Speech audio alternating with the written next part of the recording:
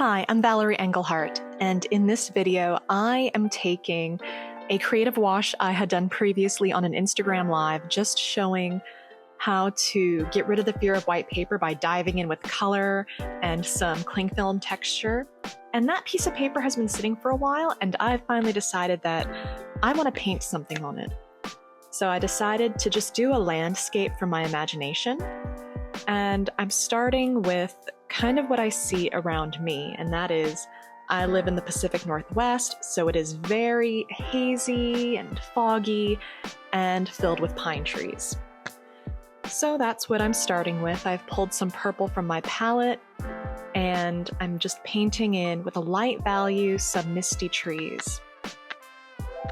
And then using water to bleed the shapes away, make them with atmospheric perspective so I can't see them super clearly, which is exactly what I'm going for.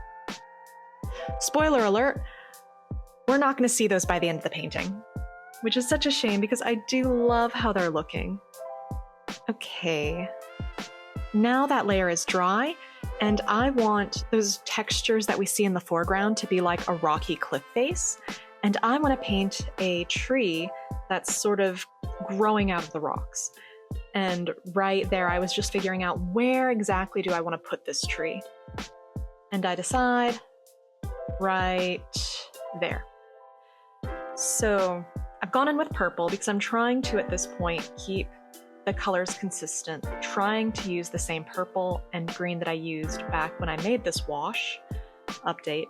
I picked the wrong colors, and I'm gonna find that out especially when I start painting the rocks. But it's okay, because this is really just an exercise, having fun, and trying to create a painting from my imagination using whatever I already have on this paper.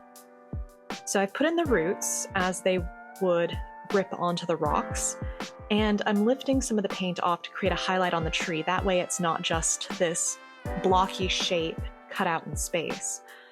And now I'm just dotting in the foliage. I'm trying to use loose brush strokes and use the tip of my brush, the side of my brush, scrubbing my brush, just because I don't want it to look super neat. I do want it to look like, well, what you would see in nature.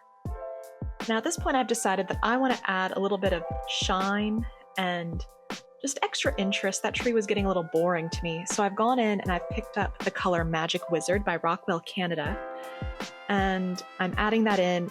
And now that the purple paint has dried a bit, I'm also trying to disturb the pigment a bit by just adding water to create those like watercolor blooms or cauliflowers, just to create some additional texture.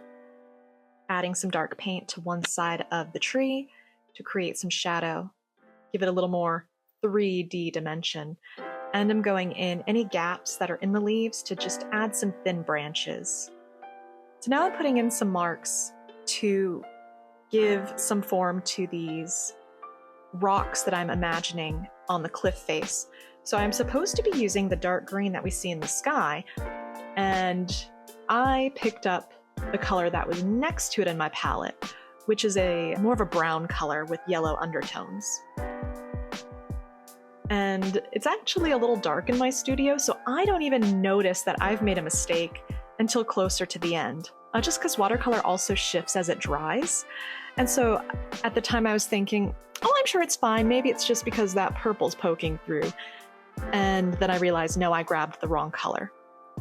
But never fear, watercolor is transparent. So what I'm going to do to bring some harmony is I will go and pick up that dark green, that Cleopatra green.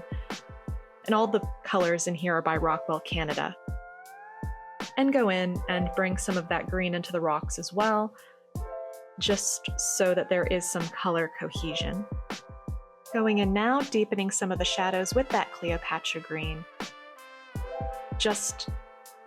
It's really good in a painting if you can add deep, dark values, it really does help the light areas pop. Going in now, adding some of that green mixed with the purple to create the shadows in the foliage. And at this point, I've decided that there needs to be a little more life in this painting. So I want to paint a bird that is flying up into the tree. So I'm guessing like that's where it's going to roost, maybe that's where its nest is. But because it's so small, I don't want to add a lot of detail. And when a bird is moving, you usually don't see a lot of detail anyway. So I'm just going in, using my imagination, and trying to make it look convincing. But of course, because this bird is in motion, and I do want kind of a hazy, atmospheric painting, I am bleeding away some of those edges. And here's the finished painting. If you like what you saw, go ahead and push that like button. And if you want to see more, press subscribe because I post videos every Monday and Thursday. If you got any suggestions for what I should paint next, let me know in the comments. Have a great day. Bye.